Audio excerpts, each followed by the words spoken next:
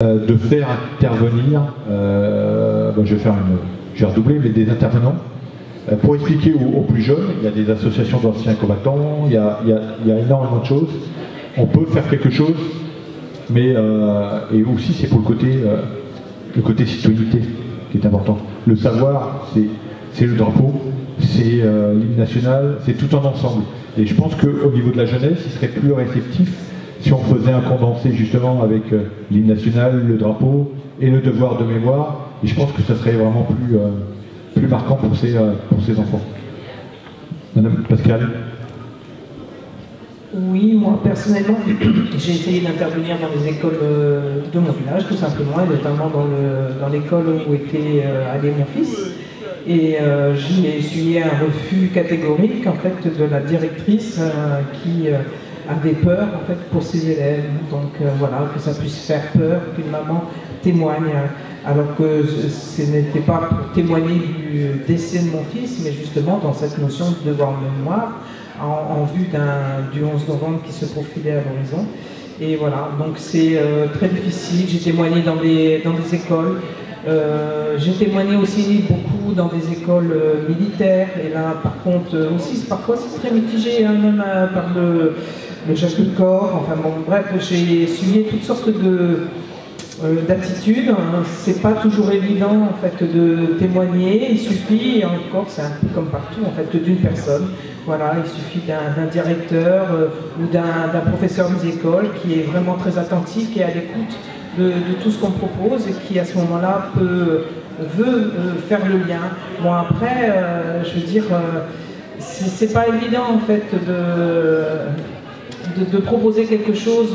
Bon, moi j'ai encore, je n'ai plus d'enfants en classe, mais j'ai des petits-enfants maintenant, et quand on voit déjà, carrément même depuis la maternelle, quand on voit ce qu'on peut leur enseigner, on se dit qu'effectivement il pourrait y avoir une petite place pour tout ce qui est lié à la mémoire. Donc moi il y a des choses après qui m'interpellent, mais bon, je n'ai plus d'enfants en classe, donc c'est pas trop. Mais oui, je pense que de toute façon, enseigner c'est savoir, et savoir après c'est comprendre, et amener dans cette notion de mémoire quelque chose qui a du sens, quoi. Je veux dire, c'est vraiment intervenir. Oui, de toute façon c'est comme tout, je veux dire, il faut dire les choses. C'est comme je vous parlais tout à l'heure de la base arrière. Si nous les parents, je veux dire, quand par exemple les soldats partent en mission, on était invités au même titre que les veuves enfin les veuves, excusez-moi, elles ne sont pas veuves, je veux dire les femmes et les enfants, ça aurait aussi du sens, parce que malgré tout, beaucoup de soldats qui partent en mission sont quand même, sont célibataires. Donc, et tout soldat, même celui qui est marié, a un père et une mère, quoi. Donc, enfin, grosso modo. Je veux dire, donc du coup, oui, c'est l'information. À mon avis, c'est vraiment de dire, et c'est pour tout pareil, quoi. Je veux dire, c'est vraiment, plus l'information est là, plus on peut après intervenir et faire quelque chose qui a du sens. Je vais reprendre le micro parce que comme ça tu vas pouvoir continuer, Audrey. Donc après je vais te repasser le micro, Audrey. J'ai assisté, il y a eu un très beau colloque à Paris il y a 3-4 ans sur le soldat et la mort, et qui était organisé par la NUPEX et son président de l'époque, M. Pacoula, qui était un magnifique colloque et que j'ai apprécié parce que j'ai pu y intervenir.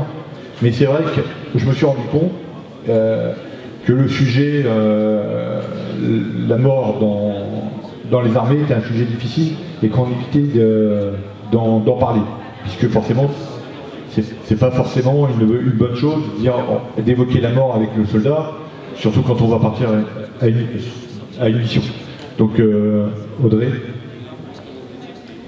Alors moi c'était pour effectivement rebondir sur ce devoir de mémoire qui se développe peu à peu en France. En écrivant cet ouvrage, donc j'ai dû constater que depuis 2012, il y a une loi qui a été votée pour obliger les mères des militaires français qui ont été tués, donc qui sont nés soit dans cette ville-village ou qui sont morts, de commémorer leur mémoire en ajoutant leur nom sur les monuments aux morts qui retracent nos morts depuis la guerre 14. Donc en fait, effectivement, en retraçant le portrait de ces 90 tués, je me suis aussi intéressée à ce devoir de mémoire et effectivement, maintenant depuis 2012, donc rétrospectivement, je pense que ça va être fait pour les soldats qui sont morts en 2012, en OPEX, c'est d'indiquer aussi leur nom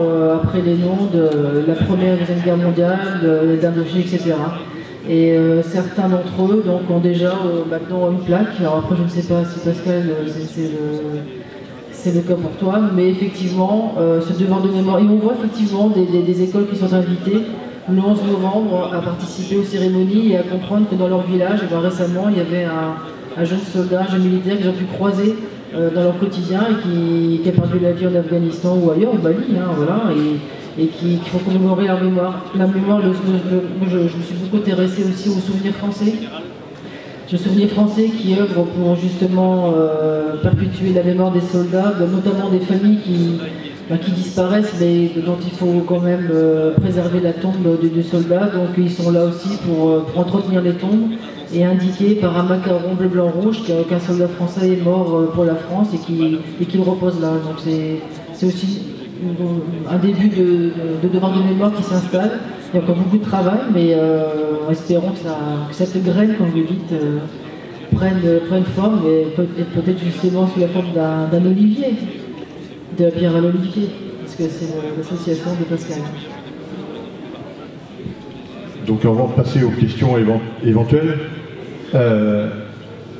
pour vous, alors, je vais vous demander à titre personnel votre point de vue, parce qu'on parlait tout à l'heure de ils sont morts pour rien. Pour vous, principalement pour Madame Ostali, quel sera l'avenir de l'Afghanistan? Pensez-vous que les choses vont évoluer favorablement? Et quel est vos retours actuels justement sur l'Afghanistan avec les nouvelles mesures qui ont été adoptées par les talibans? Très franchement, je ne vois pas comment un pays comme ça peut tenir. Ça ne peut pas tenir, c'est pas possible. Je veux dire, bon, parce que la loi dont on a parlé tout à l'heure, bon, c'est seulement tourné dans les femmes, mais aussi pour les hommes. C'est-à-dire que les hommes ont l'obligation de porter la barbe comme ça, ont l'obligation de s'habiller comme ça, ont l'obligation d'aller 5 fois à la prière, enfin, etc., etc. Et donc le pays est totalement, mais je veux dire, économiquement parlant, c'est une catastrophe. Donc ça ne peut pas tenir. Il y a eu des familles, il y en aura encore, cet hiver, je ne sais pas comment ils vont faire, bon, bref. Donc, et comme on a dit aussi, donc les petites règles, mais la chose aussi intéressante et importante, c'est la mondialisation. Aujourd'hui, tout le monde est connecté avec tout le monde. Donc, dans tout ce pays-là, on parlait d'Iran, bon, c'est compliqué, c'est difficile. Ce sont des pays qui, enfin, les gens vivent sous la terreur. On voit ce qui se passe en Russie, on voit ce qui se passe en Chine, les gens vivent sous la terreur. Donc c'est difficile de donner des leçons en disant mais pourquoi vous ne révoltez pas? Parce que si je lève le petit doigt, je suis mort. Alors c'est un petit peu compliqué quoi. Mais ça n'empêche pas. Les gens pensent, les gens voilà, et ils peuvent organiser, ils vont organiser, ils commencent à organiser ce que j'appelle la résistance passive. Hein, donc c'est ce qu'on a dit tout à l'heure, les classes clandestines, ils ne sont pas plus bêtes que les autres, hein, ils voient bien ce qui se passe, ils voient bien ce qui se passe aussi autour d'eux dans le monde. Le seul problème, et je ne vais pas allonger au débat, mais le seul problème, et c'est ce que j'ai dit en filigrane tout à l'heure, c'est qu'on n'a pas compris que ce n'était pas comme ça qu'il fallait faire. Voilà, c'est tout. C'est-à-dire, on a déversé des milliards de dollars, enfin, on veut dire tout le monde, enfin voilà. On a voulu moderniser, on a construit des écoles, mais pas les professeurs, on a construit des hôpitaux, on n'a pas fait de médecins, voilà, on avait pris le problème à l'envers. Bon, donc maintenant, il faudrait essayer d'être, je parle du Mali, c'est pareil, hein, au Mali on a fait la même chose, hein. Donc essayer d'être un peu plus modeste dans nos ambitions pour aider ces peuples, et surtout être plutôt à leur écoute et pas vouloir leur imposer un modèle qui ne leur correspond pas. Mais moi j'ai bon espoir, ça ne peut pas tenir, ce gouvernement ne peut pas tenir, c'est pas possible. Donc soyons attentifs, soyons vigilants, soyons à l'écoute pour essayer de les aider à pousser dans le bon sens. Mais plus par la force, voilà, plus par la force.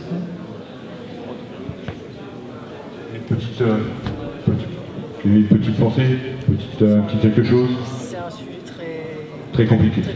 Oui, tout à fait. On reviendra, c'est une question à part entière, on va dire. Oui, exactement. Alors, l'avenir nous le dira. J'espère le plus rapidement possible. Y a-t-il des questions éventuelles? Oui, monsieur. Attendez, j'arrive. Merci, bravo à vous toutes, Audrey, Pascal. Et François, bien entendu, pour ces expressions qui venaient du cœur. On était très sensible à tout ce que vous avez pu exprimer. Quelques sens qui ont été reprises, bien entendu, sur l'histoire du caillou blanc, qui existe quand même. On ne peut pas dire que ça ne sert à rien. À partir du moment où il y a eu une histoire, ça fait partie du passé. Et le passé j'aimerais bien que le livre soit toujours présent de manière soit immatérielle ou en présentiel. D'où une question et une suggestion. Ma question concerne l'épisode qui est arrivé à Doha. Vous avez signalé qu'il y avait eu un accord qui était avec les Américains pour transférer cet assassin sur le Qatar ou les Émirats. Est-ce que les Français étaient présents dans cet accord? Voilà une question d'indépendance nationale qui remet en cause d'une certaine manière cette coalition de l'OTAN qui est partie, dans laquelle les Français n'avaient pas leur mot à dire, ils étaient encore sous commandement américain. Et je pense que ça peut être un des points qui permettra peut-être de faire évoluer le commandement intégré de l'OTAN, parce qu'il n'est pas normal qu'un pays aussi, pourtant c'est pas la même chose pour les autres, hein, mais pour la France, que l'on n'a pas droit à un certain nombre de décisions. Quand je pense à ce qu'est devenu Calais, Cherbourg, Le Havre, lorsque le débarquement a été fait et que, même chose, les Français libres n'avaient pas leur mot à dire sur tout ce qui s'est passé, sur tous les bombardements, qui servaient quelquefois à rien, puisqu'on sait très bien qu'au Havre, tout le centre du Havre a été détruit, il n'y a pas eu un seul mort.